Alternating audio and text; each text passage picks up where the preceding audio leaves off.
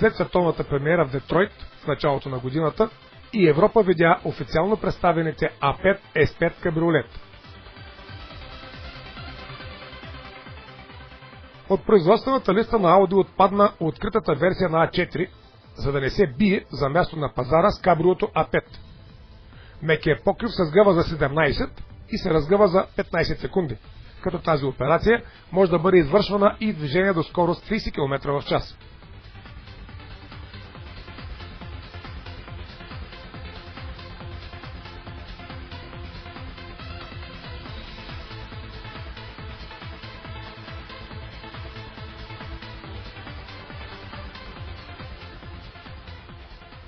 Задвижването на Audi S5 кабриолет става от 3-литров V6 турбомотор от серията TFSI. Той има мощност 333 конски сили. Максималният въртящ момент е 440 Нм. С негова помощ 4-местното кабрио се ускорява от 0 до 100 за 5,6 секунди, с половин секунда по-бавно от версията S5 седан. При това средният разход на гориво е 9,6 на 100.